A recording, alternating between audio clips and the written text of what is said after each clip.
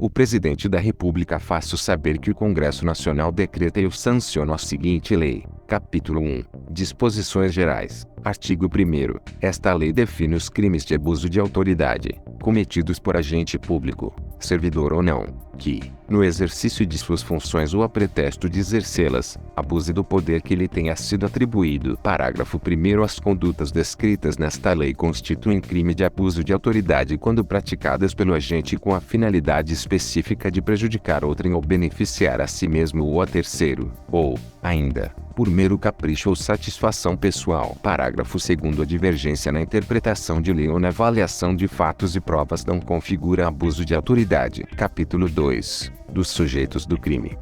Artigo 2º. É sujeito ativo do crime de abuso de autoridade qualquer agente público, servidor ou não, da administração direta, indireta ou fundacional de qualquer dos poderes da União, dos Estados, do Distrito Federal, dos municípios e de território, compreendendo, mas não se limitando a 1. Servidores públicos e militares ou pessoas a eles equiparadas. 2. Membros do Poder Legislativo. 3. Membros do Poder Executivo. 4. Membros do Poder Judiciário. 5. Membros do Ministério Público. 6. Membros dos tribunais ou conselhos de contas. Parágrafo único. Reputa-se agente público, para os efeitos desta lei, todo aquele que exerce, ainda que transitoriamente ou sem remuneração, por eleição, nomeação, designação, contratação ou qualquer outra forma de investidura ou vínculo, mandato, cargo, emprego ou função em órgão ou entidade abrangidos pelo caput deste artigo. Capítulo 3. Da ação penal. Artigo 3º. Os crimes previstos nesta lei são de ação penal pública incondicionada. Parágrafo 1º. Será admitida ação privada se a ação penal pública não for intentada no prazo legal, cabendo ao Ministério Público aditar a queixa, repudiá-la e oferecer denúncia substitutiva, intervir em todos os termos do processo, fornecer elementos de prova, interpor recurso e, a todo tempo, no caso de negligência do querelante, retomar a ação como parte principal. Parágrafo 2º. A ação privada subsidiária será exercida no prazo de 6 meses, contado da data em que se esgotar o prazo para oferecimento da denúncia. Capítulo 4. Dos efeitos da condenação e das penas restritivas de direitos. Seção 1. Dos efeitos da condenação. Artigo 4º. São efeitos da condenação: 1.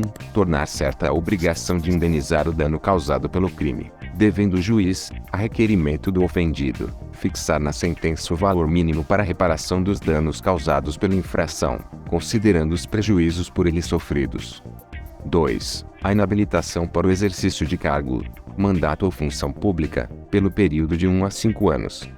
3. A perda do cargo, do mandato ou da função pública. Parágrafo único. Os efeitos previstos nos incisos 2 e 3 do caput deste artigo são condicionados à ocorrência de reincidência em crime de abuso de autoridade e não são automáticos, devendo ser declarados motivadamente na sentença. Seção 2. Das penas restritivas de direitos. Artigo 5º. As penas restritivas de direitos substitutivas das privativas de liberdade previstas nesta lei são: 1.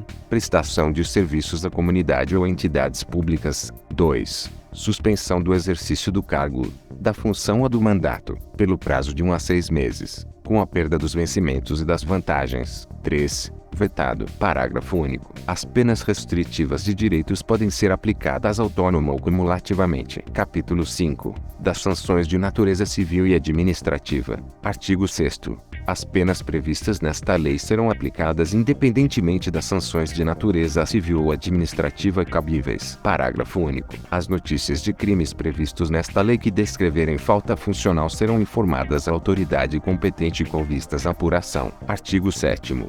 As responsabilidades civil e administrativa são independentes da criminal, não se podendo mais questionar sobre a existência ou autoria do fato quando essas questões tenham sido decididas no juízo criminal. Artigo 8º. Faz coisa julgada em âmbito civil, assim como no administrativo disciplinar, a sentença penal que reconhecer ter sido o ato praticado em estado de necessidade, em legítima defesa, em estrito cumprimento de dever legal ou no exercício regular de direito. Capítulo 6. Dos crimes e das penas. Artigo 9º. Decretar medida de privação da liberdade em manifesta desconformidade com as hipóteses legais. Pena: detenção, de 1 a 4 anos, e multa. Parágrafo único. Incorre na mesma pena a autoridade judiciária que, dentro de prazo razoável, deixar de 1.